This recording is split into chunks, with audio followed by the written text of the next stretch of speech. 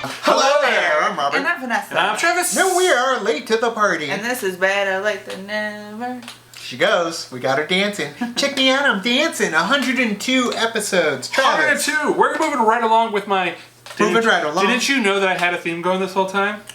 Indiana Jones. Sure. Named after a dog. Oh. 101 Dalmatians. About a dog. About a lot of dogs. Next movie is about a big dog. Beethoven? Beethoven. Yeah, It Charles was wrote released it. April 3rd of 1992. Okay. Had a budget of $18 million. Box office hit of $147.2 million. Dang. So directed by Brian like Levitt. 10 of them. Stars, of course, Charles Grodin, Bonnie Hunt. Dean Jones, Oliver Platt, young Stanley Tucci.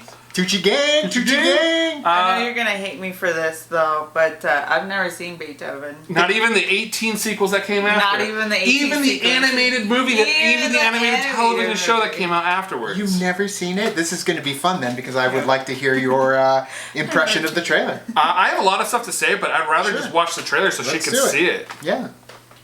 Throughout the history of motion pictures, there have been many big dog stars. Of the Universal music. Toto. Toto. Had a big adventure.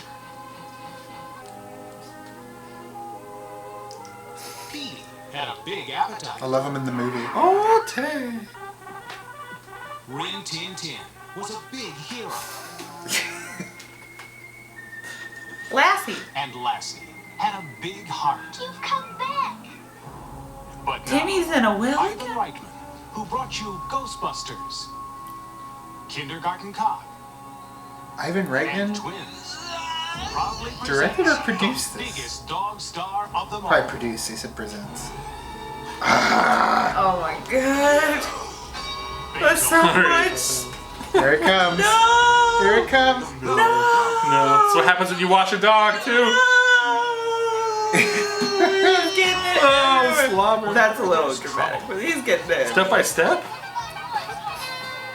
Wherever Yeah, come there's on. danger, No! No, save her. Gosh, Emily's in the pool. Wherever there's food, Yeah, eat it. Big dog. Yeah, eat it. David Duchovny. Big dumb animals. Oh no. Yep. There goes David Duchovny right there. look who's coming to There's the Tucci rescue. Gang and Platt. Spoilers. Whoa. Dad. Honey. With a little help Oh, from the look at Stranglers. this up front. Spoilers. Really, hon? I never found Did you know he was in the animated series as the voice of the dad? Oh really? Yeah. We're going in.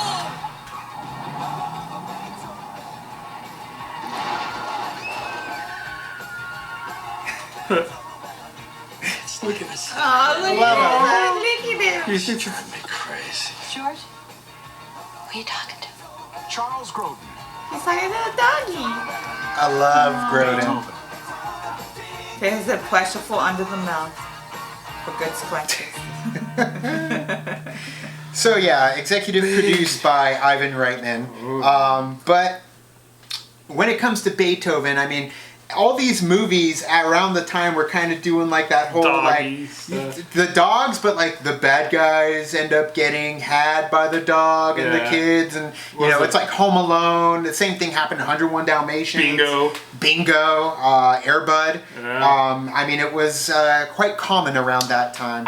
Would you see Homeward this? Bound? Would No, you see I'm this kidding. movie off of this trailer? Yeah, I think I would see it because it has a lot of physical comedy in it, and I mean, I was laughing with the trailer, so I was like, oh, okay, you know, this would be a fun time to watch this movie.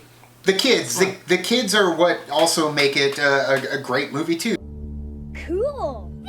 Because you do have the kid that's from Step by Step, and then of course you got the littlest girl is from Kindergarten Cop. She's the I'm not a policeman, I'm a princess. And granted, in Beethoven's second, they are older, so I think it's that's why I really like Beethoven second more than I like the first Beethoven, because they are a little aged. They can do a little bit more. I surprisingly, I don't like when movies are like, we're a sequel, we're taking it on the road, and Beethoven 2 does that, and they very similar to like Cheaper by the Dozen, also with Bonnie Hunt. They go to the mountains, they go camping, and they stay at a cabin up in the mountains, and I don't know what it is, like I love it. Debbie Mazar is the villain in that one, but I love Dean Jones as the villain in this one. To me, Debbie Mazar is Cruella de Vil. Dean Jones is a very sick person in this movie. It is brutal, the things that he does. He uses the veterinary office as like a way to use these animals for experiments, shipping them off to people that want them. It says your dog is dead, but really it isn't. Him, Oliver Platt, and Stanley Tucci are bad guys in this one versus what we ended up getting in the second movie. So to me, there's more of like risk and conflict in this movie than there is in the second movie, and that's what makes the first movie still really good.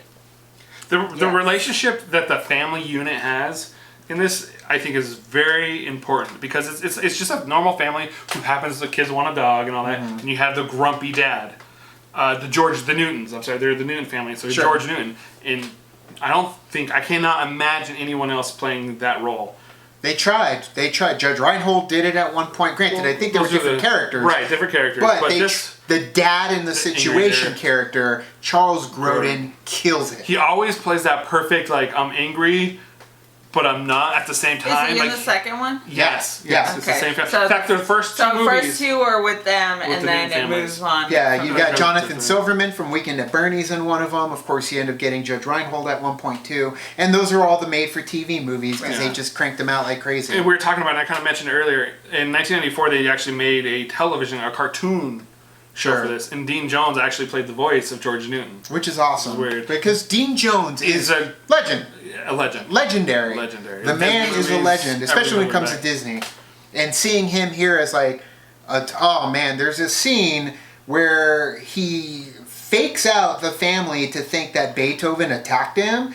And it's brutal. Like, he gets scared. Yeah. Like, to get his hands on Beethoven, like, he goes through some crazy stuff. It's Why does he bloody and everything. Like, Beethoven? Because Beethoven was with them first and then escaped.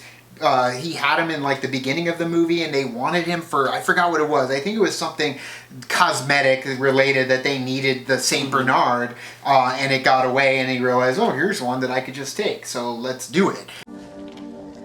Nice guy. Yeah. So for him, he's been doing it like crazy. They showed that little dog. Basically, it kind of looks like Rimshot from Ernest or Milo from The Mask. Yeah. And that dog also like escapes, and he does all kinds of little things off to the side. So little help from his friends. The best thing about the second one is that they bring in all the puppies. So you get like the little girl, the girl one with the bows in her ears, and then you've got all the boys as well. That's more so like 101 Dalmatians. But this one is where it originates, I think, between Charles Grodin and Beethoven.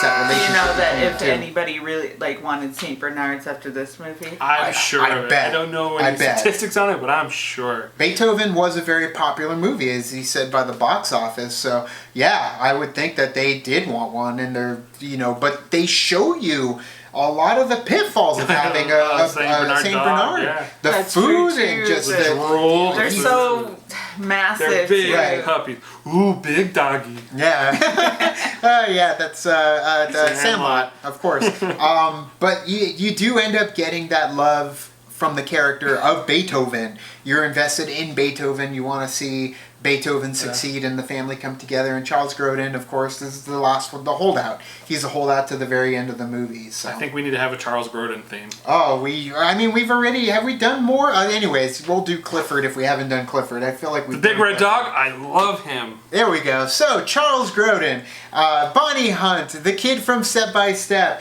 Tucci Gang, Oliver Platt. What was his name? Chris? I feel like his name's Chris in this one.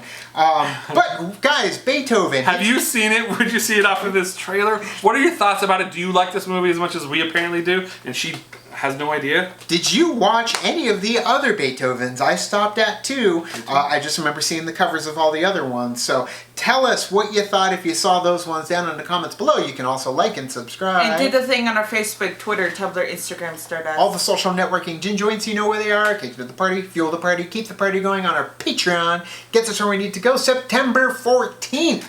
We will be going to Tempe and playing the Schmodown live at the Tempe Improv. We are facing against the Whoppers. So, if you're in the Arizona area, stop by 1 p.m. September 14th, Tempe Improv. We will be on stage battling it out in all our movie trivia glory.